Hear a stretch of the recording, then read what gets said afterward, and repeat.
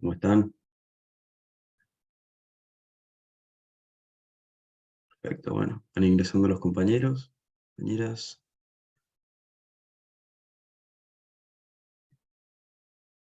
Bueno, buenas noches a todos, bienvenidos a esta nueva capacitación. Soy Gastón Muñoz, el presentador nuevamente de hoy, y como la otra vez, les digo, estoy encantado de que estén aquí presentes todos y todas, para que compartamos una noche interesante, porque hoy vamos a ver lo que es ingeniería social, ¿sí? Bueno, yo acá sería el encargado de tecnología en estudiantes digitales, así que me van a ver en el resto de las capacitaciones de este mes, la cual este ciclo que bueno, hemos formado se llama Fundamentos de la Tecnología para la Transformación Digital, ¿sí? Todo lo que es ciberseguridad y programación, que eso lo vamos a ver más al final del mes, ¿sí? Esto, como bien venimos diciendo, es una capacitación en línea que les va a permitir adquirir conocimientos básicos en ciberseguridad, en programación, en inteligencia artificial y en desarrollo web. Son ciclos cortos, más o menos van a durar en total la capacitación completo del ciclo 5 horas, que lo vamos a hacer a través de Zoom, como venimos haciendo la última vez, y nos van a permitir adquirir estos conocimientos para mejores prácticas en ciberseguridad, entender la importancia de protección de datos, los de la empresa, también de las personas, como hemos visto en la anterior clase, frente a ataques cibernéticos, y bueno, y ciertas habilidades básicas en programación, y conocer por ahí la importancia de la inteligencia artificial y de la transformación en los empleos tradicionales, que lo veremos la siguiente clase, ¿sí?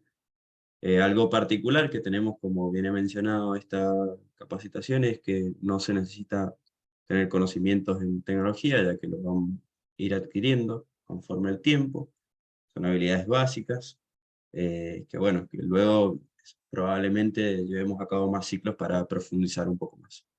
Así que hoy tenemos el honor de contar con una ponente muy buena, excepcional, que ha estado con nosotros, muchos quizás la conocen, ya que es Jessica Fabiana Ricalde.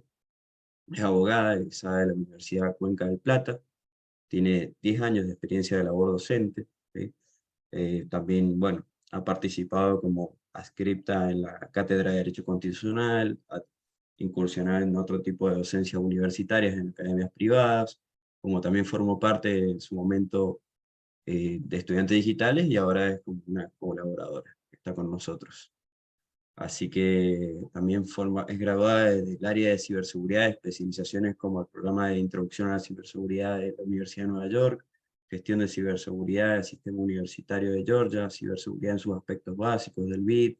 Bueno, tenemos una larga lista que vamos a ir conformando, ya la van a conocer, los que no la conocen, y los que ya saben quién es, no se van a sorprender de esta nueva capacitación. Así que por último les quiero recordar que esto es un ciclo gratuito, por lo tanto se puede acceder a un certificado, que eso yo les voy a pasar, es un formulario aparte, por si alguno lo va a requerir, lo quiere. eh, Lee el formulario lo que dice, las pautas que tiene, y bueno, cualquier cosa lo sigue y nos pueden ir preguntando. Así que sin más preámbulos, le quiero dar la bienvenida a Jessy y entregarle el micrófono para que comparta con nosotros toda la sabiduría que tiene. Adelante. Hola Gastón, hola a todos, muy buenas noches. Muchas gracias por la presentación, Gasti. Seguramente con algunos ya habré tenido algunas clases en estudiantes digitales, a los que me conocen, y están compartiendo con nosotros otra capacitación más con estudiantes digitales. Creo que de parte de la academia agradecerles por la fidelidad, porque ya estamos hace cuánto, Gasti, 2 años, un poquito más, y Sí. y somos los mismos de siempre y se van sumando más gente. Y a los que se suman por primera vez, bueno, bienvenidos a esta gran comunidad educativa que arrancó como un ciclo de derecho para un grupo chiquito de alumnos, y hoy día somos una comunidad de aproximadamente unas 14.000 personas en toda Latinoamérica. Así que eh, agradecida con Gastón y con el equipo de Federica por sumarme de nuevo y volver a estas clases tan lindas para compartir con ustedes. Bueno, bien, como Como les mencionó Gastón, el tema de hoy es la ingeniería social. La ingeniería social no la vamos a ver como un concepto lineal, sino que vamos a arrancar un poquito. Seguramente, si estuvieron en la clase anterior, la colega Betiana ya seguramente les estuvo explicando un poco lo que es la ciberseguridad, pero como el público se renueva, vamos a hacer una pequeña introducción hasta llegar al tema. Pueden hacer preguntas por el chat, que Gastón las va a ir canalizando. Si yo veo alguna interesante, voy a tener la clase y vamos a charlar sobre el tema. Si alguien quiere opinar sobre algún tema también, está abierto el chat. Les voy a pedir, sí, porque Gastón está grabando, que silencien los micrófonos para que la grabación salga limpia y después se pueda compartir con otros compañeros que por ahí no han podido asistir, o quien quiera ver de nuevo la clase, tenemos una grabación para ofrecerles. Bien, les voy a pasar a compartir pantalla y arrancamos con la presentación. Gastón, Ahí se ve. confírmame si se ve. Sí, se ve bien. Correcto. Dame un segundo que acomodo las barritas acá. Y arrancamos. Bien, bueno, como Gastón dijo, soy abogada. En este momento no estoy ejerciendo la profesión. Me estoy desempeñando junto a Gastón como analista de seguridad de la información en la firma BDO en Argentina. Soy analista senior en seguridad de la información, especialista en ciberseguridad y experta en seguridad de la información. Quiero partir desde el título, porque seguramente se preguntarán qué diferencia hay entre ciberseguridad y seguridad de la información.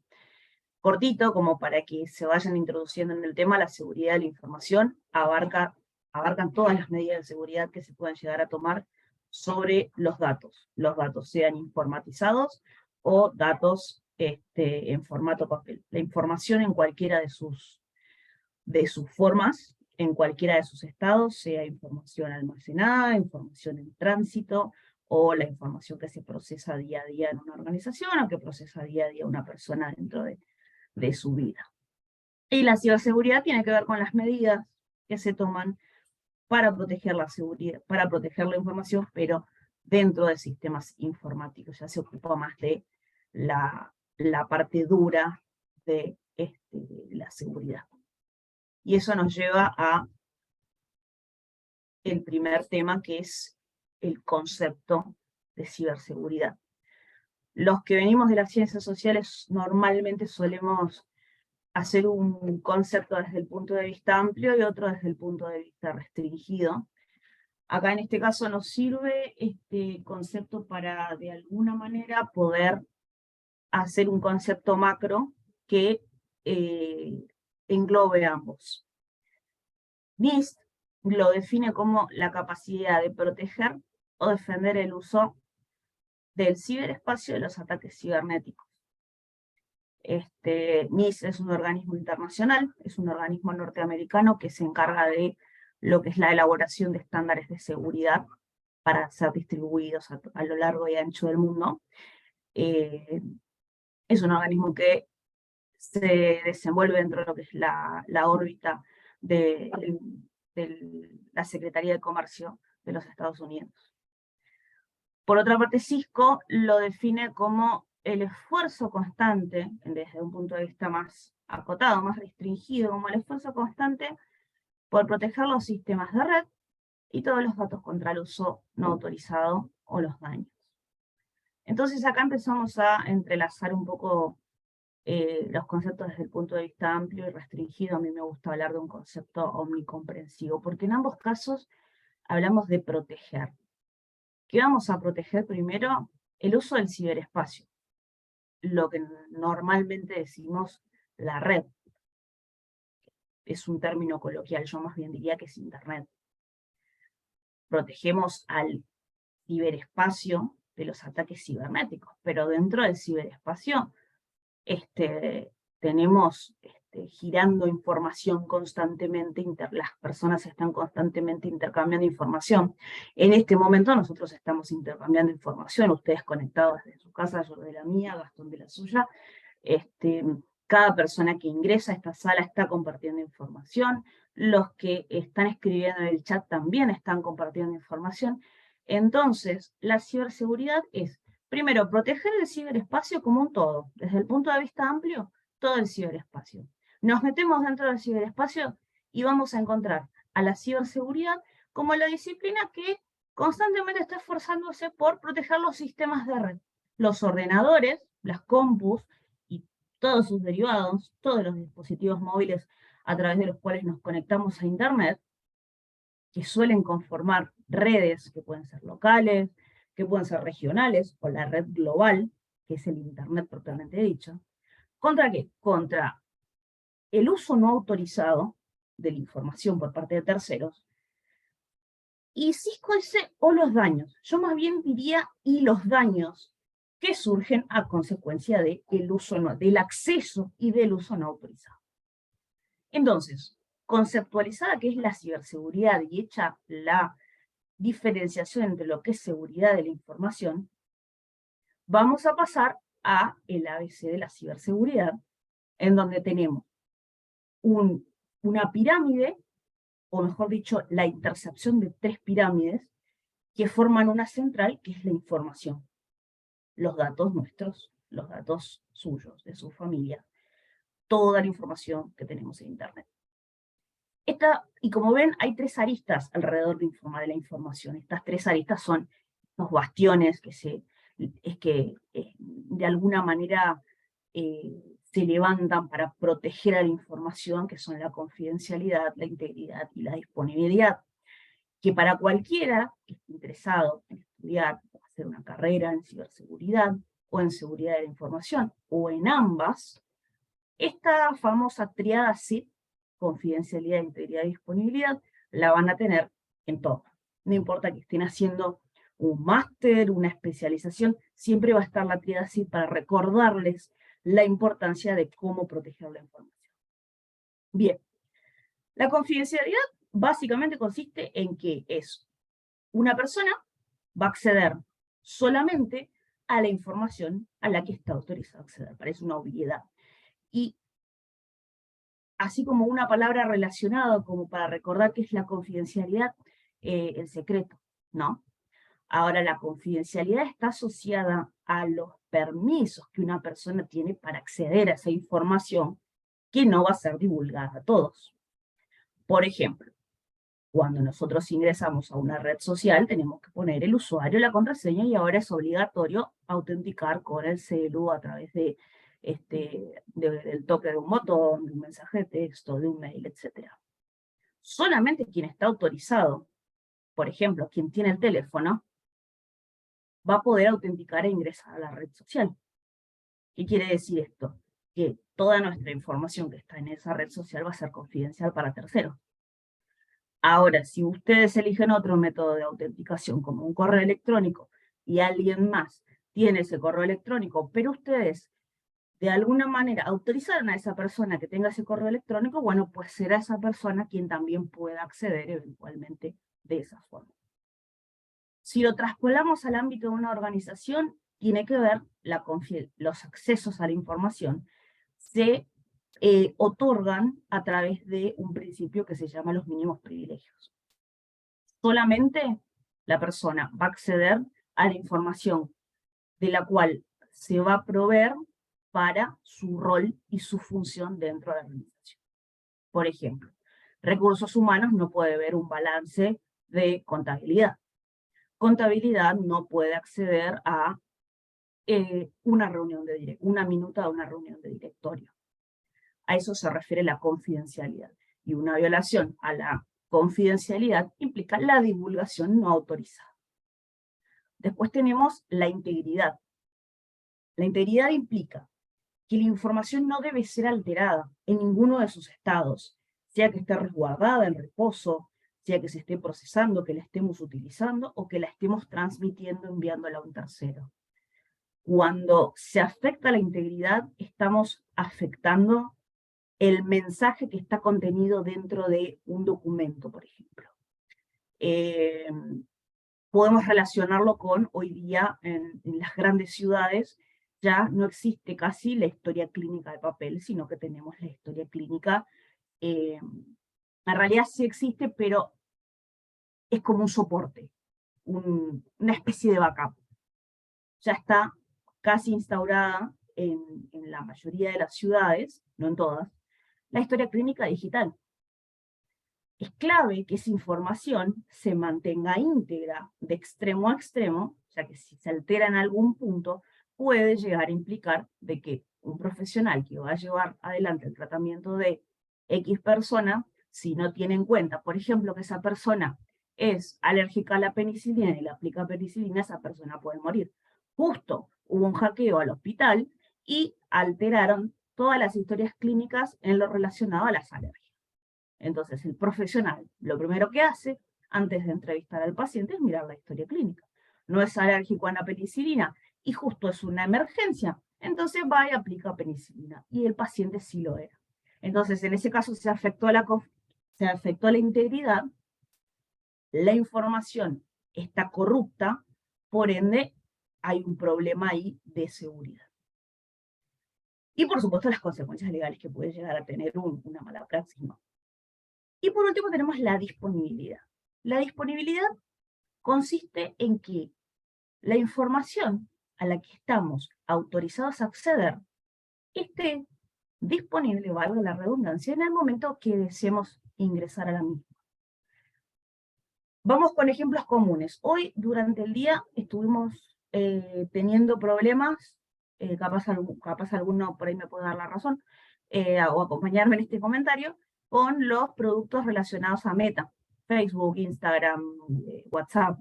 Había momentos en los que se enviaban, nosotros utilizamos por ahí a veces el WhatsApp entre compañeros para enviar documentos, y los documentos no se enviaban, las imágenes no se enviaban.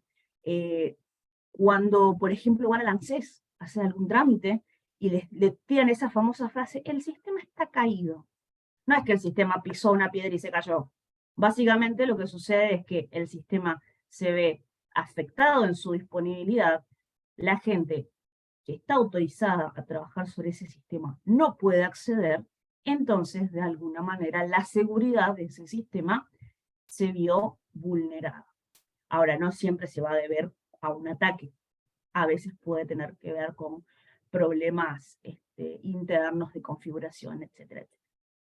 Ahora bien, ¿cómo, y no sé si se ve el puntero, cómo hacemos para ingresar al triángulo central? ¿Cómo hacemos para pasar estas paredes, ingresar al triángulo central y hacernos de alguna manera dueños o de adueñarnos de esto tan importante, de este botín tan importante que es la información? Y ustedes dirán que exagerada, ¿no? No, la información es dinero y es mucho dinero. Entonces, cuando decimos cuiden su información, cuiden con quién comparten su información, aunque ustedes consideren de que son personas que son un número más dentro del sistema, no lo son. La información de cada uno de nosotros es sumamente valiosa y vale mucho, mucho dinero para la gente que sabe utilizarla. Entonces, ¿cómo llegamos a esto? O mejor dicho, ¿cómo llegan los criminales, los cibercriminales a esto? Tratando de penetrar alguno de estos bastiones, tratando de entrar por alguno de estas tres aristas. Entonces, tenemos atacantes que pueden ingresar por dos tipos de técnicas distintas. Antes de eso, vamos a ver qué es un ataque, porque hablamos de ataques, hablamos de atacantes o de cibercriminales. IBM, la empresa productora y proveedora de servicios informáticos y de equipos informáticos, nos dice que son intentos, obviamente no deseados, de robar, de exponer, alterar, deshabilitar o destruir información mediante el acceso no autorizado a los sistemas informáticos. Fíjense todas las acciones que hay dentro de estos intentos. El robo, hay veces que no quieren robar, solo exponer, y ya con la mera exposición generan un daño. Alterar, deshabilitar, o destruir la información. Acá son las distintas formas de vulnerar estos tres bastiones de la ciberseguridad. Y siempre va a ser un acceso no autorizado, porque claramente nosotros no le damos permiso, ingresan por una puerta trasera o ingresan abusándose de la confianza de una persona, ya vamos a ver en qué consiste eso, y ingresan a nuestros sistemas informáticos. Acá es importante saber que los sistemas informáticos son todos, no solo una compu. Una compu, una tablet, un reloj digital, un celular, ¿sí? El sistema informático, el concepto de sistema informático hoy día está ampliado no solamente a un ordenador de mesa o un ordenador móvil, sino todo aquello que se pueda conectar a Internet. Y ahí es donde vienen los peligros. Bien, como les decía, los atacantes tienen distintos tipos de herramientas para afectar la integridad, la disponibilidad o la confidencialidad. Por ende, las medidas que se llevan adelante en una organización, vamos a ponerlo en macro, son distintas, no siempre van a ser las mismas. Van variando, van evolucionando, y constantemente los profesionales de seguridad de la información tenemos que estar actualizándonos porque van surgiendo nuevas amenazas. Y esas amenazas implican vulnerabilidades para los sistemas. Una vulnerabilidad es un defecto, una debilidad que tiene un sistema y nosotros tenemos que estar atrás. Hagan de cuenta que tenemos que estar atrás conteniendo la pared para que no se caiga. Bien, vamos a hablar en líneas generales de cuáles son las dos técnicas, o mejor dicho, las dos principales formas de ataque que utilizan los cibercriminales, que son el malware, el ataque por medio de malware, y los ataques por ingeniería social, que es el tema que nos ocupa hoy. Antes de continuar, quiero saber si tienen dudas o podemos continuar. No ha habido dudas. Ok. Comentarios. Bien. Mira, uno fue que puso Ale, que dijo Sí, que en acá, el plan acá justo ¿lo viste? acá justo lo tengo. Sí, fue justo, Ale, ese ataque. De hecho, salió un comunicado oficial del hospital de Neuquén al respecto. Por ahí no fue tan renombrado justo porque fue en la misma semana del ataque a la Comisión Nacional de Valores y quedó como relegado en un segundo lugar ahí, pero lo vimos durante la semana y fue una de las cosas que tuvimos en cuenta, y que nosotros normalmente dentro de nuestro día a día no solamente es trabajar en proyectos para clientes, sino también estar atento a lo que va surgiendo dentro de las distintas instituciones públicas o privadas para ver qué tipo de ataques han sufrido y ver si es que podemos de alguna manera también nosotros desarrollar soluciones. Si podemos continuar entonces, bien, seguimos. Entonces decíamos, la primera forma la primera herramienta de la que vamos a hablar es el malware, y lo vamos a definir como la contracción en inglés de el malicious software malicioso. Básicamente es un programa de computación o un software que tiene como función interrumpir las operaciones de un sistema, de un ordenador, de una computadora, de un servidor, y obtener acceso a estos sistemas informáticos, obviamente siempre sin el conocimiento o el permiso del usuario. A modo de ejemplificar, no vamos a andar en esto, en esta clase al menos, les voy a contar los 5 ataques por medio de malware más conocidos. Cuando uno habla por ahí de malware, es muy común de que muchos se queden como en un gris de decir que es el malware, ¿no? Generalmente se asocia a la palabra malware el virus, o el troyano, o el gusano. Entonces, cuando nosotros preguntamos si una persona está protegida, si tiene su compu, el celu, la tablet protegida, dicen, sí, tengo antivirus. es una forma de protegerse contra el malware en realidad. El malware, perdón, es el género y los distintos tipos de malware son las especies. El virus, el troyano, el gusano, ahora muy conocido el ransomware, también seguro habrán escuchado hablar en los medios, son tipos de malware, ¿sí? Bueno, en el año 2017 tenemos un ransomware que fue el WannaCry, que fue el primero de la historia, y fue uno de los más dolorosos, porque a nivel mundial se inutilizaron casi 210.000, lo redondean en 200.000, pero fueron cerca de 210.000 ordenadores en 250 países. Y lo grave acá fue que atacaron infraestructuras críticas de los países. Así que este ransomware fue muy doloroso para los profesionales de seguridad informática, en este caso, de ciberseguridad, porque era el primero y fue, digamos, el primer hallazgo que tuvieron al respecto y tuvieron que ponerse a trabajar en soluciones. Entonces, y después, bueno, obviamente tener en cuenta las consecuencias económicas que eso implica. Por eso acá tenemos el dibujito de la manito entregando el dinero y la otra manito entregando la llave, porque el ransomware es básicamente, y muy, muy cortito, secuestrar información, guardarla en una caja con un candado, guardarse la llave y después llamar al dueño de los datos y decirle, me pagas tanto de dinero y yo te doy la llave para que abras el, la caja con el candado, como coloquialmente para explicarlo, ¿no? Otro ciberataque muy, muy conocido fue el de la botnet Mirai, que realizó 3 o 4 de los ataques de denegación de servicio más grandes y bruscos de la historia. La denegación de servicio es una forma de afectar a la disponibilidad, porque se caen, vamos a ponerlo entre comillas, se caen los sistemas y los dueños de estos sistemas no pueden prestar los servicios que brindan a través de estos sistemas, lo cual implica pérdidas económicas importantísimas y para empresas grandes también pérdida de reputación. No sé si ahí hay una pregunta. Bien.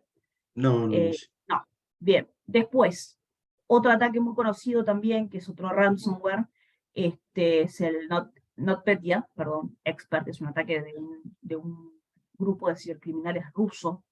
También es otro ransomware que generó aproximadamente 10.000 millones de dólares en pérdidas. Fue incluso mucho más caro que el WannaCry.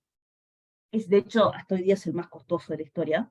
No es quizá el más popular, pero es el más costoso. Después tenemos otro ataque también, que es el Dark Hotel. En este caso es un tipo de malware que se llama spyware. El spyware es un programa de computación, es un código que se inyecta dentro de los sistemas operativos a los fines de que es como un bichito que va persiguiendo toda la actividad del usuario y va registrando todas esas actividades del usuario a ver qué info importante puedes llegar a sacar para organizar otros ataques o para utilizar esa información con fines económicos, políticos, sociales y delictivos, principalmente delictivos. Acá en este caso el Dark Hotel se metió en los sistemas de los hoteles más grandes del mundo, registraba las pulsaciones de las teclas, entonces los ciberatacantes empezaban a captar esas pulsaciones de teclas, formaban las palabras, y en determinados accesos tenían usuarios y contraseñas a los distintos sistemas operativos de los hoteles. Entonces, lo que hacían era robar información en este caso para generar ataques de phishing dirigidos. Es una forma de hacerse de mucho dinero. Y por último, un ataque que fue de extrema peligrosidad, no solo para los sistemas en este caso, sino también a nivel mundial, fue el ataque Stuxnet, fue un gusano. En realidad es un malware polifacético.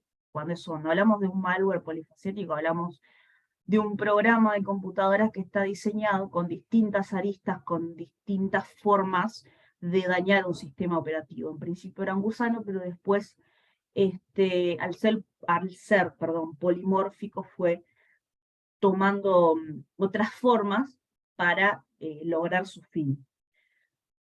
A través del ingreso del malware por un pendrive en un sistema operativo de la central de Natanz en Irán, ingresó el malware y el malware lo que hizo fue empezar a trabajar sobre las centrifugadoras de enriquecimiento de uranio.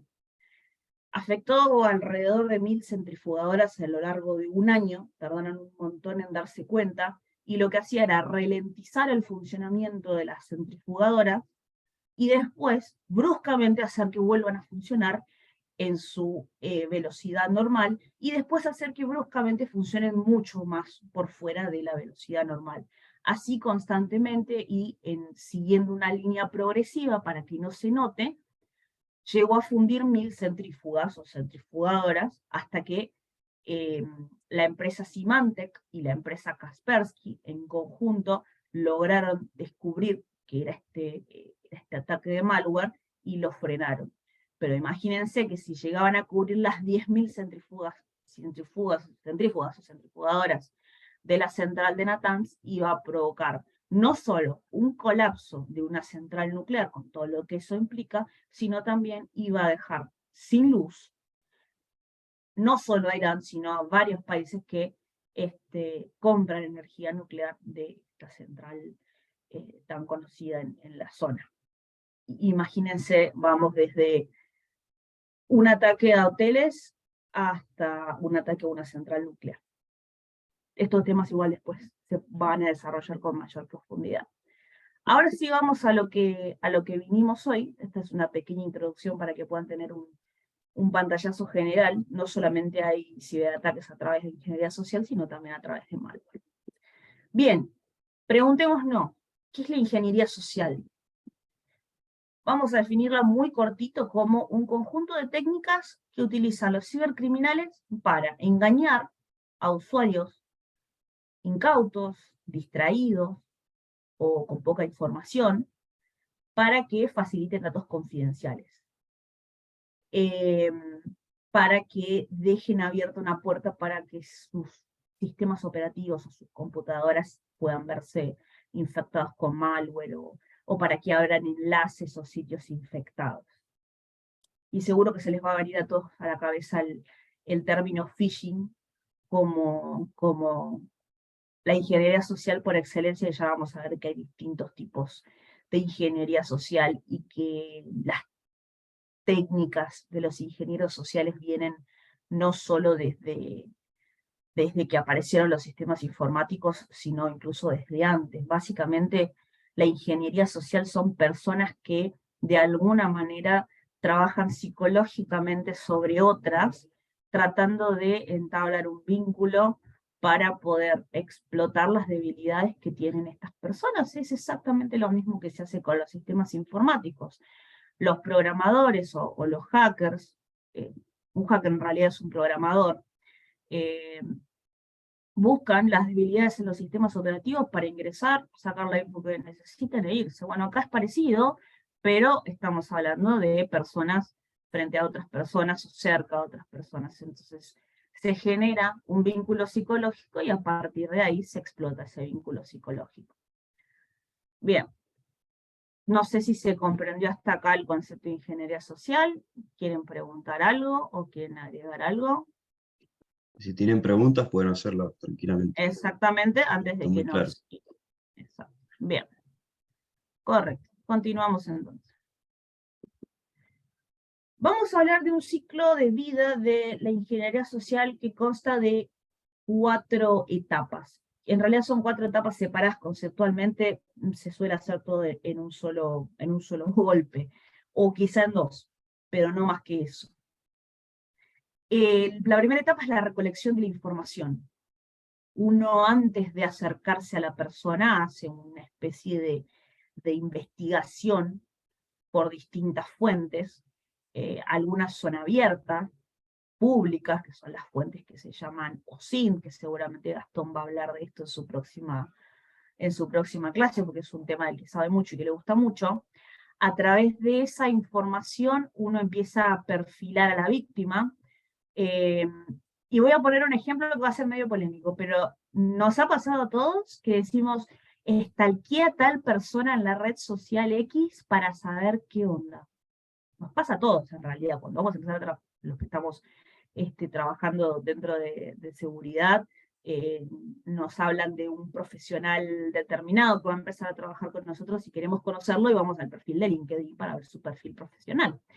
Pero en la vida cotidiana uno usa el Facebook, el Instagram, el Twitter y empieza a chusmear y empieza a stalkear y empieza a scrollear y a encontrar información, gustos, a dónde va, con quién le gusta salir. Eso es una recolección de información que uno hace, una investigación, y es el primer paso de la ingeniería social. No les digo que se pongan a hacer esto para hacer ataques de ingeniería social, pero eso sin querer, el stalkeo, como se dice, que viene del inglés stalking, perseguir, es la fase de recolección de la ingeniería social, y lo hacen todos los ingenieros sociales con distintas técnicas, desde la búsqueda SOCINT hasta herramientas específicas de las que se puedan imaginar con la tecnología más desarrollada que existe. ¿Qué hacen con esta información? Como les digo, perfilan a la víctima o al grupo de víctimas o al segmento de víctimas. ¿Para qué? Para saber cómo son. Y a partir de ahí generar un vínculo, una relación de confianza, y a través de esa relación de confianza empezar a manipular a los fines de obtener la salida. ¿Y cuál es la salida? La información que ellos necesitan para un fin determinado, que como les dije pueden ser de los más diversos, la mayoría son delictivos. Ya vamos a ver cuándo constituye delito. Entonces, se recolecta la información, el atacante identifica a la víctima, recopila la información, establece el contacto, se entabla la relación de confianza, se extrae la información, se sirven de técnicas de manipulación de las más diversas para acceder a la información deseada, y a partir de ahí, obviamente, salir sin dejar pruebas, abrir la puerta, cerrarla despacito para que no se escuchen. No es lo mismo técnica que táctica. Las tácticas son cómo los ingenieros sociales manipulan a las personas para obtener la información. Las técnicas son la forma que eligen para desplegar el ataque. Esto es muy importante saber diferenciar. Dentro de las tácticas tenemos la autoridad, ¿sí? Se entiende que una persona, cuando recibe una orden de una, entre comillas, autoridad o alguien que esté por encima de ella, la persona va de alguna forma a cumplir con esas instrucciones. Supongamos que nos llaman por teléfono y suplantan la identidad de nuestro jefe. O supongamos de que golpean a las puertas de nuestras casas disfrazados de policía. Ha ocurrido mucho. Eso es un ataque de ingeniería social. Entonces, la autoridad hace de que uno ceda y dice, bueno, si me está mandando un mail mi jefe pidiéndome determinada información, ¿qué hago? Y pues lo mando.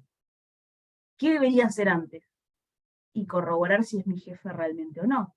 Preguntarme por qué me está pidiendo esa información, preguntarme en qué contexto me están pidiendo esa información.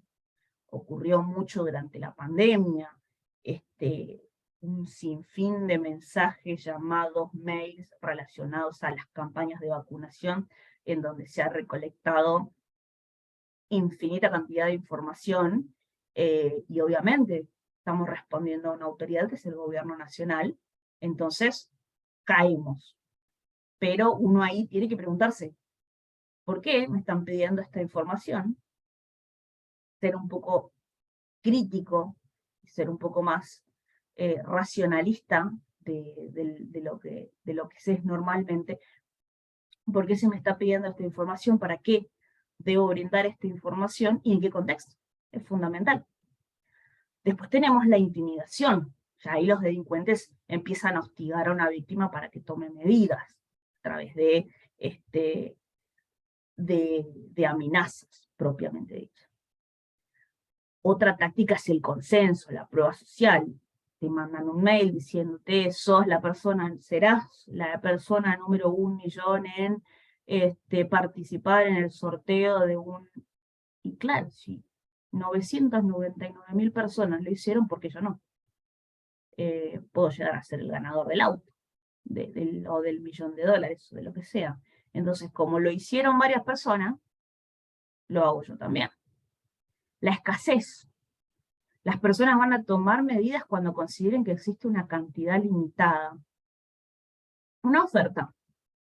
Te ponen el último modelo del celular de la manzanita a mitad de precio. Qué raro, no te van a bajar mucho el precio de ese tipo de teléfono. Pero te dicen es una oferta limitada por 24 horas y hay 10.000 unidades en todo el mundo. Entra, clicamos en el link y ya nos vendimos, literalmente.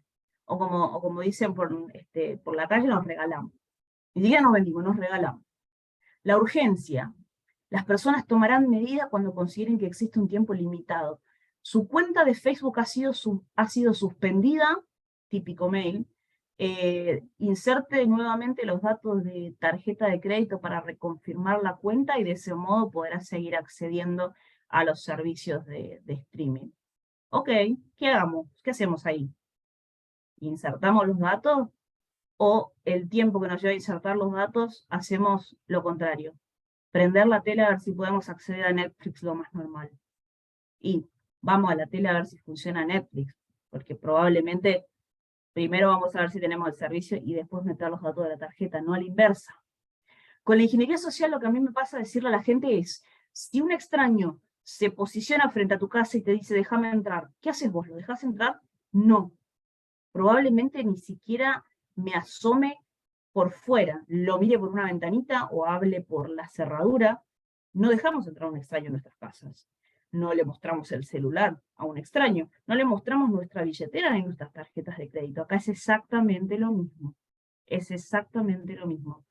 Todo lo que pensamos en el mundo físico, todas esas dudas que tenemos respecto a una situación que nos puede llevar a orillar a la inseguridad, las tenemos que trasladar a Internet.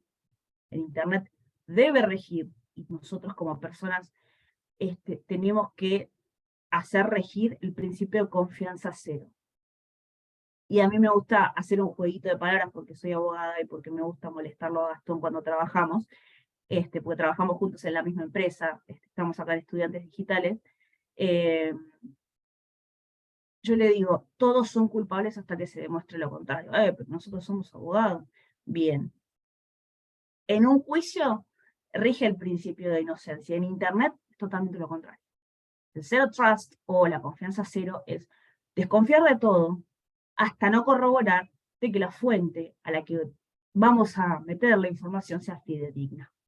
Y me detengo un segundo a ver si hay consultas. No, Jessy, no hay, o sea, están contando situaciones que han pasado y opiniones. Bien, Es lo que acá quería aportar acá eso cuando, chicos. acá le menciona algo muy, muy importante. Tenemos dos Ale, lo tenemos a Ale Mihawk, que es abonado nuestro en Estudiantes Digitales, pero hay otro Ale acá arriba que menciona, yo miro siempre la dirección de mail. Sí, sin lugar a dudas. Controlar de que el Claro, usuario que nos pide la información por correo electrónico sea esa persona. Y si es muy parecido y nos sigue generando duda, pues hacemos el esfuerzo de llamar por teléfono, si es una empresa, y sí, es medio un bajón, porque eh, no sabemos cuánto tiempo podemos tardar, pero ese tiempo que tardamos en esperar que nos atiendan a corroborar que esa información que nos piden, eso no es tiempo que estamos ganando nosotros de no exponernos a un ataque. totalmente. Y Aparte de acá, considerar eso, perdón, Jessy. totalmente, totalmente, sí, Gasti. No, no, iba a decir que además de las direcciones del dominio que hay que mirar, algo que te deja en claro que no es algo, algo real, es que son totalmente despersonalizados esos mails. Se envían en Totalmente. tal cantidad. ¿Vieron cuando uno hace un chiste que siempre dicen, voy a tal persona, a tal otra, voy a 10 personas, y una va a caer siempre? Bueno, en estos tipos de mails se envían a miles, ¿viste? Entonces Son algo enviados cae siempre, son siempre despersonalizados. de 10.000 mails que mandan, caen lamentablemente entre un 30 y un 40% y eso es grave. ¿Cómo solucionamos esto? ¿Hay algún antivirus para esto? No, es la concientización. Si no sabemos, no está mal que no sepamos. Tenemos este tipo de charlas para poder empezar a aprender, Y si no, le preguntamos a alguien que sabe. Y si no, le preguntamos al que sabe, si el que le preguntamos si no sabe, che, ¿no tendrás a alguien que me pueda decir?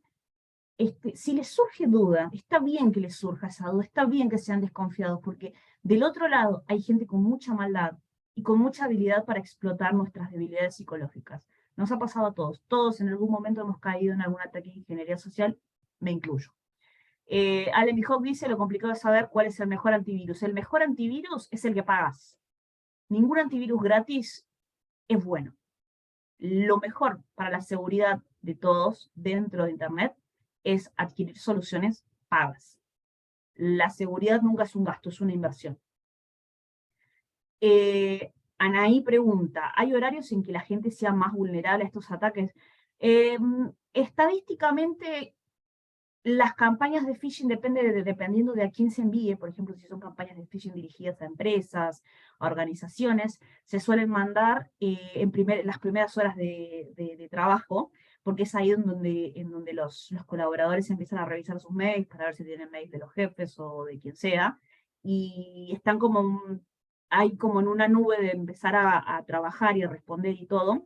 Entonces, por ahí a veces en esa vorágine suelen caer algunos. Ese es un horario. Otro es casi al final de la jornada laboral, también ya están cansados, miran los últimos mails del día. Eso dentro de lo que es el ámbito laboral. Para el usuario estándar, el que está en la casa, o nosotros mismos cuando estamos fuera del horario laboral, no hay un horario. La realidad es que es, a ver, como dice Gastón, es como tiran tiran el anzuelo cuando es dirigido, ¿no? O tiran la red, y el que cae en la red o el que pica el anzuelo es el que cae en el ataque y es el que cede los datos de manera involuntaria. Bien. Otra cosa que agregan acá, todo lo que es gratis es porque somos nosotros el producto, es decir, cuando vendemos nuestros datos totalmente, todas las aplicaciones que bajamos al celular, siempre estamos buscando la mejor aplicación para editar las fotos. Si bajamos 20, y de esas 20, ahí metimos un montón de información. No encontramos la aplicación que nos edite mejor la foto, pero la gente que desarrolló esa aplicación y gente que está esperando que nosotros hagamos esto, ya consiguió toda nuestra información. Te pueden hacer una intimación por mensaje de texto. Sí, ya lo vamos a ver. Cerramos lo del antivirus. A ver, cualquier pago, las empresas hoy día que están mejor posicionadas, está Symantec, Kaspersky, ESET, son de las más conocidas. Cisco, son costosas, pero son de las más conocidas y que desarrollan soluciones ya no antivirus, sino anti-malware. Ya no se llama casi antivirus, sino por sus siglas EDR, que son protecciones de punto final, que es para los usuarios finales justamente, y cubren no solamente virus, sino todo tipo de malware, o por lo menos la mayoría. Bien, y por último, la confianza, la familiaridad, el agrado, el cuento del tío. Muchos habrán escuchado lo del cuento del tío. Los delincuentes acá crean una relación de confianza con la víctima, pero van progresivamente, generan esa familiaridad, esa cosa cálida, en donde de alguna manera sin que la persona ceda, casi sin darse cuenta, y acá les diría que ni es necesario emplear otro tipo de técnica, pero lleva un poco más de tiempo.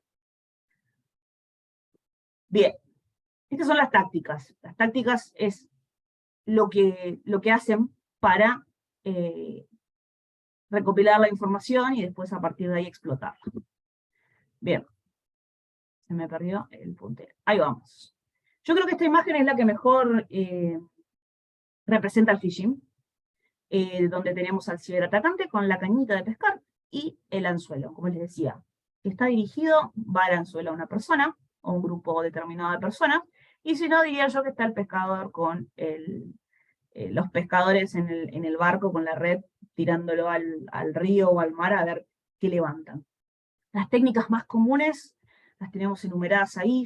Phishing, que es la que casi todos conocen, phishing, smishing, el piggybacking, el farming y el spear phishing. Dios, ¿qué dice esta mujer? Vamos paso a paso. El phishing. El famoso phishing en el correo electrónico que nos llega y que nos puede robar hasta la identidad, sin exagerar. Es una técnica que utilizan los ingenieros sociales para adquirir nuestros datos confidenciales. Por ejemplo, números de cuentas bancarias, tarjetas de crédito, el número de trámite de nuestro DNI, por ejemplo, y básicamente lo hacen a través de una solicitud fraudulenta, una solicitud fraguada, a través de correo electrónico o a través de correo electrónico con un sitio web incrustado dentro del mismo. El ingeniero social ahí se hace pasar por una empresa legítima, por sus jefes, por mis jefes, por un familiar, una persona de confianza, y su finalidad es, como la de toda la ingeniería social, engañar a la víctima para que revele esta información, a los fines de que el ingeniero social la tome y la pueda usar para beneficio propio, o puede tomar como una base de datos y venderla. Es lo más común, de hecho, salvo que sean específicos ataques con fines personales. Pero la mayoría de los cibercriminales actúan en banda y se dedican a construir bases de datos para venderlas con distintos fines. Ese es el phishing, por correo electrónico. Como decían los chicos, siempre corroborar de que la fuente del correo electrónico sea legítima, analizar bien todo el contexto del correo electrónico, no cliquear sobre nada, no descargar los archivos, analizarlo bien y ante la duda, cuando hay olorcito, esto no me suena raro, ok, vayan a la fuente original, vamos a decir. Si es un banco, llamen al banco. Si es la obra social, llamen a la obra social. Si no es urgente, esperen al día siguiente y conversenlo con alguien. Si se abusan de la urgencia, ok, perfecto, llamo por teléfono a ver cómo lo puedo solucionar. Siempre ante el más mínimo signo de desconfianza que nos puede llegar a generar, consultar con alguien, siempre. Siempre va a haber alguien que los va a ayudar, siempre va a haber alguien que sabe, o el que no sabe, quizá conozca al que sabe y nos puede ayudar. Pero no caer en esta cosa de me gané algo, o me van a regalar algo. Chicos, nadie regala nada, nadie, y menos en nuestro país complicado económicamente. Si no se metieron en ningún sorteo, no ganaron nada. No va a haber nadie bondadoso que les vaya a regalar nada. Y si les aparecen con alguna herencia, investiguen un poco su árbol genealógico antes, porque capaz no es pariente, ¿sí? Como consejo. Como el Eso mail del nigeriano. Sí, tenemos el mail del Clásico. nigeriano, el cuento del tío, hay un montón. Bien, estoy viendo acá que están conversando. No, hicieron una duda sobre el tema de los Ok. rastreadores, pero ahí contesté un poco Ahí sobre ese está, tema que es interesante. justo es tu tema de especialidad. Bien, después tenemos el spear phishing, es un phishing dirigido, básicamente. Acá, en la fase de recolección, vamos a decir, bueno, vamos a atacar a todos los a todos los colaboradores de estudiantes digitales. Entonces, vamos a empezar a recolectar primero información sobre estudiantes digitales, para saber quiénes son las personas que trabajan en estudiantes digitales. ¿A quién responden? Bueno, responden a el CEO. ¿Quién es el CEO? Federica Morisi. Ok, empecemos a recolectar información primero sobre Federica Morisi. A partir de ahí vamos a empezar a recolectar información sobre toda la gente que trabaja con ella. Y sobre eso empezamos a moldear el ataque de spear phishing. Y vamos a mandar el mail con el contenido malicioso, con la técnica que decidamos armar dentro del mail, a la gente de estudiantes digitales. Entonces ahí segmentamos el número de víctimas, segmentamos el campo de víctimas, en realidad, y lo reducimos a la cantidad de colaboradores que son estudiantes digitales, que no sé cuántos son, Gasti, 20 o 30, más o menos. Bueno, se segmentará a ese número. Ese es el spear phishing, es la cañita, pero la cañita dirigida a un lugar. Después tenemos el phishing. El phishing no es algo nuevo. El phishing ocurrió desde que tenemos teléfono, básicamente. Es una suplantación por voz. Ya es un poco más analógico de alguna manera el ataque. Esto tiene origen en los primeros ataques de intercepción de llamadas por teléfonos fijos, que surgió en Estados Unidos, se llama phone fracking, o sea, el quiebre de las líneas telefónicas, que es o lo que se conoce comúnmente como pinchar la línea telefónica. Bueno, acá es una suplantación de identidad por llamada de voz. Llamada de voz de línea o de WhatsApp, en donde nos llaman y nos apuran y nos apuran y nos apuran pidiéndonos información. Lo mejor que uno puede hacer, y la forma en que más uno molesta al ingeniero social, es diciéndole, ¿me aguardas un ratito que voy a verificar? Se mueren del odio, porque ya ahí fracasaron con su intento de entablar la relación de confianza. Entonces el phishing es por llamada telefónica, y por ahí la llamada telefónica lo que tiene es que a uno le genera esta cosa de apuro, pero en esta cosa de apuro, cuando te empiezan a indagar y a preguntar, y como que te tiran mucha información, uno tratar de nuevamente racionalizar el discurso del otro. ¿Está siguiendo una línea coherente de cosas que me dice, o están mezclando un montón de información para que yo me confunda y le dé la información? Y si se vinieron confundidos, probablemente es porque o lo hicieron a propósito, porque son experimentados, o lo hicieron de improvisado. Pueden ser las dos cosas. Ante la duda, che, ¿me esperas un ratito que corroboro algo? ¿Me podés llamar dentro de 10 minutos? Se vuelven locos, porque una vez que se corta esa conversación, es el fracaso de su ataque. Entonces, hacen esto y los matan. Me ha pasado hace muy poquito. Se vuelven locos. Es una forma de evitar. Bien. Después tenemos el smishing. Este es por mensaje de texto. Esos mensajes de texto que te llegan, que presionás, ponés sí o ponés no, o acepto, o que te lo mandan con números, 1 para tal cosa, 2 para tal cosa, 3 para tal cosa. Ocurre de que cuando son empresas o organismos que nos mandan claves o que nos mandan mensajes personalizados, no lo hacen de una línea que sea de la empresa, sino que tienen como conmutadores que a través de sistemas informáticos disparan estos mensajes. Entonces siempre salen como números cortitos, 68, 23, 6, 20, 36, bueno, por darle algunos ejemplos. Entonces puede ser que hayan recibido del mismo número un montón de mensajes de distintos emisores, porque son aleatorios. O una empresa determinada, una organización determinada, compra un rango de números para enviar estos mensajes. Pueden ocurrir las dos cosas, o que se vayan intercalando los mensajes porque es un número que no está comprado, que es aleatorio, que se asignan en un momento determinado, o que se segmente estos números y que siempre lleguen de los mismos.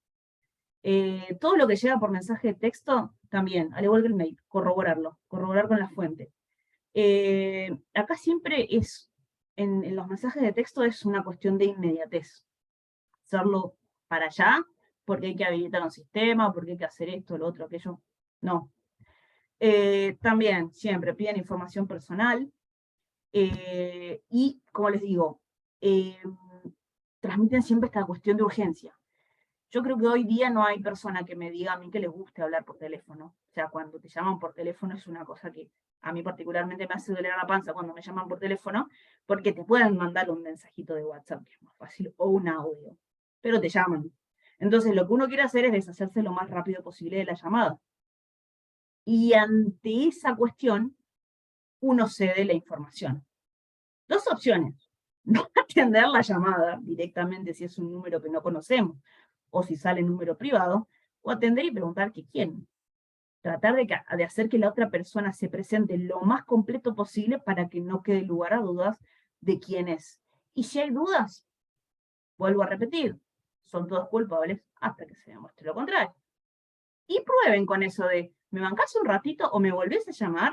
Si encuentran reticencia de la otra parte, 99,9% de posibilidades de que sea un ataque. Porque si es una compañía legítima, uno le dice, discúlpame, estoy trabajando en este momento, me podés llamar después, y te piden un rango horario de, bueno, ¿en qué momento te puedo volver a llamar? Y vos le decís entre 6 de la tarde o 7 de la tarde. ¿Por qué? Porque los que trabajan en call center haciendo llamadas tienen la obligación de volver a llamar al cliente con el que entabló la conexión y que en ese momento les dijo, no te puedo atender porque estoy haciendo X, Y o Z. Entonces, el que trabaja legítimamente haciendo llamadas telefónicas te va a volver a pedir otro rango horario para volver a llamarte porque es su obligación dentro de su trabajo. El que te dice que no, es un ataque. 99,9% de posibilidad de que lo sea. ¿Sí? ¿Hasta acá tenemos dudas, Gasti? No, han ido contando cosas. Ah, Bien. mira, estoy viendo uno. Que dice, me ha pasado de recibir mensajes diciendo somos tal estudio jurídico y intimamos a que pague por la mora en el pago de tarjeta de crédito y nombre de un familiar con su DNI y todo. Es así, es Esto, así. sí, esto es muy, Eh, depende mucho para mí, porque yo he visto gestores de cobro que hacen esto por sí, el SMS. El tema es que tiene que corroborarlo siempre, porque no se sabe. Es así. corroborar, en primer lugar, corroborar si el estudio jurídico existe. Generalmente suelen ser estudios jurídicos que están en las grandes ciudades, Córdoba, Mendoza, Buenos Aires, Rosario. Entonces, el consejo acá cuando lo llaman de un estudio jurídico, si lo llaman, es ¿a cargo de qué abogado está? Fulano de tal, ¿me decís la matrícula profesional, por favor? ¿Qué hacemos? Entramos al colegio, a la página del Colegio de Abogados de la provincia de la que dice ser ese abogado. Buscamos, hay un buscador de matrículas, uno pone la matrícula y sale nombre, apellido y los datos del profesional, si es que existe. Si es un estudio jurídico, lo podemos buscar en la página de Inspección de Personas Jurídicas, estudio jurídico tal, y nos tiene que salir el WIT habilitante del estudio. Siempre corroborar eso. O las páginas de internet de estos estudios también, que siempre tienen con quienes trabajan, los partners de trabajo, si hacen cobranza para tal o cual empresa de telefonía o de tarjetas de crédito, etcétera, etcétera. Son varias formas de asegurarse de que efectivamente están cobrándote una deuda que corresponde. Hay veces que uno se olvida, muy comunes con las empresas de telefonía, de que uno porte de una empresa a otra, porque nada, se pone más caro, y decís, bueno, me cansé, me voy a otra empresa que me ofrece por tanto tiempo, y uno va saltando de una empresa a otra. Suele pasar de que esa última factura, porque me pasó varias veces, de que nos olvidamos de pagarla, porque ya nos pasamos a la siguiente empresa. Y primero, sí o sí, la empresa los va a contactar. Cualquiera de las telefónicas que existan, de las empresas de telefonía que existan, los van a contactar ellos directamente. Y ya tiene que pasar un tiempo bastante largo como para que los contacte una gestión de cobranzas. Ya si ustedes se olvidaron de que en algún momento les han reclamado una deuda, bueno, sí me puedo llegar a tener o no, o ustedes tienen una duda sobre su deuda, ¿qué puede pasar, chicos? Es verdad, nos pasa a todos. Hagan este tipo de consultas. ¿Quién es el abogado? Ok, ¿existe este abogado realmente? Bueno, vamos al padrón de colegio de abogados de donde sea, de la provincia que sea este abogado. ¿Existe el estudio? Lo buscamos en la inspección de personas jurídicas porque tiene que estar registrado. Buscamos en su página de internet a ver si X, Y o Z son partners de trabajo, le hacen cobranzas a esta empresa de telefonía, banco, etc. Es la forma de... Son pequeños tips, como les digo, no hay una solución. Son pequeños tips que uno tiene que ir anotándose o guardándose para corroborar esto. Y después los van a incorporar y van a empezar a quemarles la cabeza a la gente que está con ustedes, porque nos ha pasado a todos los que trabajamos en seguridad informática. Y los tildan de paranoicos, y en realidad no están tan errados, no llegar a un límite de paranoia de tampoco volverse locos, pero estar en esa alerta constante no es mala práctica. Después tenemos el feedbacking, es una técnica muy específica en donde acá ya es más como una marca personal. A los que les gusta el fútbol, Acá los ingenieros sociales le hacen marca personal a una determinada persona, buscan la información de sus debilidades y lo que hacen básicamente es acceder detrás de esta persona o en lugar de esta persona a un área restringida. Pueden dar la apariencia de que están acompañados por una persona autorizada, se puede unir a una multitud grande y ser parte de esa multitud, o pueden apuntarlo a una víctima que es descuidada, que se olvida las puertas abiertas, que no les pone llave, no sé, que deja la compu tirada en una mesa de un bar y se va al baño, o el celu. Bueno, acá en Argentina no pasa mucho porque sabemos lo que puede llegar a pasar si nos dejamos olvidados un aparato electrónico, pero ocurre. Entonces es como más físico esto para acceder a información que puede ser tanto información, en este caso, informatizada o no. Después tenemos el farming. El farming va asociado al phishing. Generalmente el farming va como inserto en el phishing. Común. Ingresa el siguiente enlace para validar X. Clicamos el enlace y nos lleva a un sitio que es muy parecido a nuestro home banking, pero en realidad es una máscara, ¿sí? Acá, el atacante lo primero que hace es fingir un sitio web, esa máscara, ¿sí? Queda igual, pero no es. Nosotros ingresamos nuestra info, usuario, contraseña, enter, pim, salta. Y volvemos al inicio y decimos, pucha, ¿habré cargado mal la información? No, por dos motivos. El primero, si cargamos mal la información, nos va a salir una leyenda en rojo en donde nos dicen, che, cargaste mal la info, volvé a fijarte el usuario o la contraseña. Y la segunda es que cuando cargamos la info en esta máscara, automáticamente hace como un salto, como un clic, es como muy rápido a la página original. No redirecciona, porque generalmente cuando es una página en la que es válida, colocamos la info, y por algún motivo de disponibilidad quizá del sitio legítimo no ingresamos, no es que salta, no hace ese efecto de salto, insisto, es como un salto brusco, sino que se redirecciona y hace como una recarga de la página y vuelve. En el otro caso no. Entonces, nosotros iniciamos nuestra sesión supuestamente en la página que es una máscara y ya le regalamos la información a la persona que la estaba buscando. Y después ingresamos los milisegundos que podemos llegar a tardar en pasar de la página trucha a la original y volver a ingresar, probablemente si era un home banking ya nos vaciaron la cuenta. Entonces, moraleja, si hay un link que está dentro de un mail que les genera dudas, no ingresen al link. Yo les voy a dar un tip acá, que está muy bueno, y que es muy cortito, lo hacen en 2 minutos, cómo detectan si un sitio web es seguro. Van a entrar al explorador, van a poner cualquier página de internet, después lo hacen en sus casas, van a ver acá la barra de dirección, al lado, va a aparecer el famoso candadito. Sí, pero tiene el candadito, es seguro. No. Van a entrar al candadito y les va a desplegar este pequeño cuadrito de diálogo, en donde les va a decir que la conexión es segura y les va a brindar más información, que es el support de Google. Y acá nos dice, el certificado es válido. Para que una página sea considerada segura, tiene que tener algo que se denomina un certificado digital. Ese certificado digital es como el documento de la página web. Y permite que se dé algo que se llama no repudio. ¿Qué quiere decir esto? De que la información que se ofrece como del sitio web de EDX, que es la plataforma digital de la Universidad de Harvard de los Estados Unidos, realmente la está ofreciendo EDX y no otra persona. Entonces, ese no repudio ya nos da una buena señal de que es seguro. Ahora, sigamos investigando.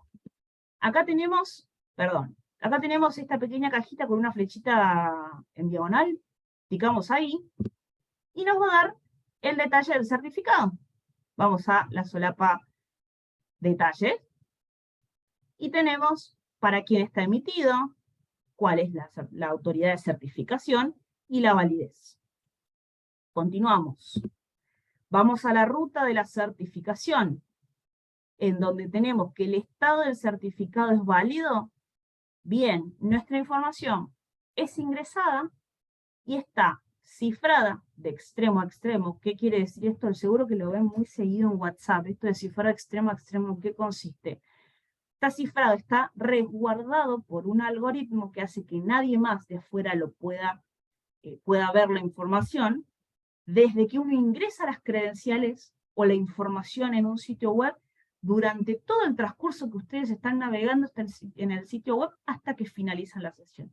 Eso quiere decir cifrado extremo a extremo, y un certificado válido hace que ustedes se muevan de manera segura por todo el sitio web sin tener miedo de decir, che, acá puede ser que, de que haya alguien que entre y me robe información. También es importante ver de que al lado de esta barra de dirección se encuentren con una pequeña contracción de letras que sea HTTPS. Eso quiere decir que la dirección es segura.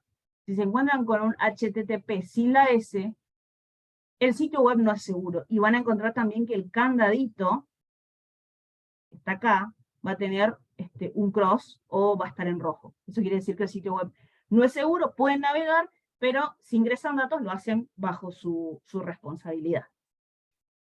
Bien. Vamos un poco, como para ir redondeando, la diferencia entre el phishing y el farming. Uno es a través de correo electrónico, y el otro tiene que, en realidad uno es una suplantación por correo electrónico y el otro es una suplantación de sitio web. ¿Que el farming puede ir inserto en el phishing? Sí. ¿Que el farming puede estar solo? También. ¿Que el phishing puede estar solo? También. Son distintas formas y distintas maneras de combinar las distintas técnicas. ¿El farming es más difícil de identificar? Sí, porque la verdad es que si no tenés a alguien que es perseguido como yo, que se pone a investigar primero el certificado digital de la página web, y ese salto, si uno no está atento, vuelve a poner las credenciales y chao, se mete. Capaz uno no nota la diferencia porque en el momento no nos vaciaron la cuenta, o no hubo un movimiento significativo que nos haga dudar de que podemos haber sido víctimas de un ataque. Pero ya tienen nuestras credenciales, y si nosotros no nos percatamos de esto, no cambiamos contraseña, no nada, estamos de alguna manera expuestos. El phishing es mucho más fácil de identificar, sí, por todo lo que ya venimos diciendo de la forma de corroborar si el mail es legítimo, etcétera, etcétera. El farming es, digamos, de objetivo múltiple, ¿sí? Porque se puede suplantar ese sitio web, y a ese sitio web pueden acceder muchísimas personas dentro de un rango de horas. En cambio, el phishing va a un objetivo, que puede ser un objetivo dirigido, un spear phishing, o puede ser un segmento de la población, o los mails a mansalva, pero el objetivo siempre es uno. En cambio, en el farming no. El farming suele tener códigos maliciosos instalados que hacen que se abran puertas traseras. Las puertas traseras lo que hacen es que el atacante ingrese y se robe toda la información de nuestros ordenadores. En cambio, en el phishing hay un mail malicioso que está en nuestra bandeja de entrada, pero que si nosotros no le damos la entidad necesaria, no corremos riesgo, básicamente. Y ya la mayoría de los mails que son phishing, hoy día las reglas de los propios proveedores de correo electrónico, Google, Outlook, etcétera, ya van creando sus propias reglas para que estos mails vayan directamente a la carpeta spam. Y esos se eliminan automáticamente. Yo veo mails en spam y directamente vacío esa parte. Ahora, ¿saltan estos filtros? Sí, saltan un montón porque cada vez las técnicas de phishing son más sofisticadas. Entonces ahí está uno en el ojo de uno, ver de no darle entidad a ese correo electrónico y eliminarlo. Si queremos ir un poco más allá y ser buenos ciudadanos dentro de Internet, lo podemos reportar porque las distintas herramientas de correo electrónico permiten la posibilidad de reportar. Si estamos dentro del ámbito laboral, lo reportamos a quien corresponda dentro del ámbito laboral. ¿El farming dirige automáticamente? sin que los usuarios tengan que clicar. Es verdad, porque a veces suplantan sitios web desde el navegador directamente y uno cree que ingresa al home banking y está ingresando en realidad al sitio alternativo. Y bueno, en el phishing, acá sí, tenemos que hacer clic sí o sí, ingresar, descargar o cargar la información para que el ataque se perpetre, propiamente dicho. Y acá viene el cómo se protege, cómo protegerse. Ya veníamos tirando un poco de tips durante toda la clase, pero bueno, resumiendo, cambiar la configuración de spam de correo electrónico, van a entrar en configuración de sus mails, y en la parte de seguridad se pueden establecer las reglas, que de hecho uno directamente puede dar un clic en una cajita para establecer las reglas porque vienen predeterminadas. Investigar la fuente, siempre, lo vamos a repetir 1.000.000 de veces, pero investigar la fuente siempre. Si algo parece demasiado bueno para ser cierto, seguramente es falso, ¿sí? Cero confianza. Y siempre utilizar softwares de seguridad de confianza. Preguntaba a Leo, ¿cuál es el mejor antivirus? El que pagues, sin dudas. Lo que es gratis, mi papá tenía un dicho, lo barato sale caro, y lo que es gratis ni les cuento. Y para cerrar, normalmente cuando hablamos de este tipo de ataques, hablamos automáticamente de estafas digitales. Usamos mucho el estafas digitales, estafas virtuales, y cuando hablamos de estafa propiamente dicho, ya estamos hablando del delito, de la figura penal, ¿no? Tenemos mucho por detrás, vieron todo lo que charlamos en esta hora y 20, me repasé, perdón, pero les prometo que ya terminamos. Hay mucho detrás, mucho, mucho. Entonces, cuando hablamos de estafas virtuales o digitales, ya estamos hablando de cuando esa información se utilizó con un fin malicioso, pero en la realidad, cuando ya había ánimo de cometer un delito. Entonces, la estafa en nuestro Código Penal, la estafa propiamente dicha, la estafa virtual, es un delito nuevo, ¿sí? Que está dentro de lo que es nuestro Código Penal, el artículo 173, inciso 16, es uno de los nuevos, es mediante el uso de una tarjeta magnética o datos de tarjetas. Después tenemos la defraudación, que es mediante técnicas de manipulación informática que alteren el normal funcionamiento de un sistema informático. La defraudación está más no asociada tanto a los ataques de ingeniería social, sino más bien a los ataques que puedan ser ingeniería social combinada con malware o malware propiamente dicho, que fue lo que hablamos al principio. Y generalmente estas estafas o defraudación suelen devenir en daños informáticos, que es alterar, destruir o inutilizar datos, documentos, programas, sistemas. ¿Para qué? Para venderlos, para ventilarlos, para intercambiarlos, siempre destinados a causar daño en la víctima, ¿no?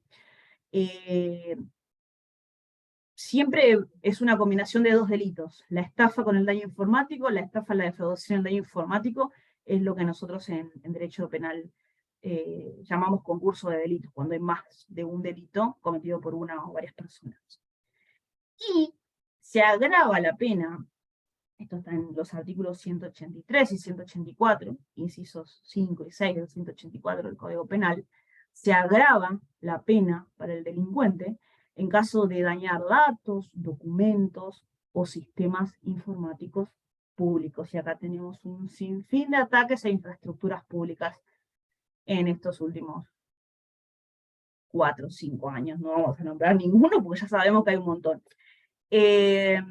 Causar daño en sistemas informáticos destinados a la prestación de servicios de salud, comunicaciones, provisión o transporte de energía, de medios de transporte u otros servicios públicos. Es lo que en seguridad de la información y en ciberseguridad denominamos infraestructuras críticas, cosas sin las que ningún país puede transitar sus días normalmente. Así que la pena se agrava cuando tiene que ver con esto. No vamos a hablar de las escalas porque no viene al caso, pero cuando un ataque de ingeniería social o de malware, en este caso también, constituye un delito en esos supuestos. Pueden ser estafas, defraudaciones, daño o una combinación de estos tres. Bien, hasta acá la charla. Desde ya les pido 1000 disculpas porque es un tema que me encanta y me pasé bastante, pero no sé cuántos son, Está No sé bueno, está cuántos bueno. somos, pero gracias a los que están. Con esto damos por finalizada la charla. Ahí seguramente Gastón les va a compartir la PPT para que tengan más info y puedan seguir investigando. Ahí está mi cuenta de LinkedIn, me pueden agregar, podemos charlar sobre estos temas, me pueden hacer consultas. Tengo un newsletter donde siempre comparto notas de interés, normalmente siempre comparto también información de actualidad, cursos gratuitos, charlas que hacemos nosotros con estudiantes digitales o que hacemos dentro de la empresa en la que trabajo también, que se llama BDO en Argentina. Así que si me quieren agregar, son bienvenidos a formar parte de mi red. Tratamos de formar una comunidad más cibersegura, así que todos son bienvenidos. Y desde ya, muchas gracias a todos por estar hoy viernes a esta hora. Me imagino que ya todos deben tener hambre, comer algo calentito porque hace frío. Así que, bueno, nada, eso. Gracias, Gasti, también por estar. Excelente, Jessy. La verdad que están todos contentos. Muchas gracias a todos y todas los que se quedaron hasta esta hora, porque bueno, nos excedimos un poco, pero la verdad que es un tema interesante y que pasa todos los días. Ya lo mencioné la otra vez, pero hay más o menos 4.000, 5.000 ataques diarios en Argentina. Tenemos gente de otros países que por ahí yo lo que he estado leyendo, que en Argentina estamos sufriendo más estos tipos de ataques. Así que Lamentablemente somos una, lamentablemente estadísticamente, somos uno de los países con mayor cantidad de ataques en Latinoamérica y ataques a infraestructuras críticas principalmente. sí, lamentablemente. Así que está muy bueno este tipo de capacitaciones para aprender y concientizarse, porque esa es la mejor manera de evitar este tipo de estafas, ataques, defraudaciones en algún sentido de lo que puede llegar a ocurrir con los equipos informáticos, que es algo que pasa cotidianamente. Y así como estos que mencionamos son los más importantes, hay un montón más que ocurren y que por ahí no los leen en el noticiero o en el diario, porque ya son tantos que nada, pasan.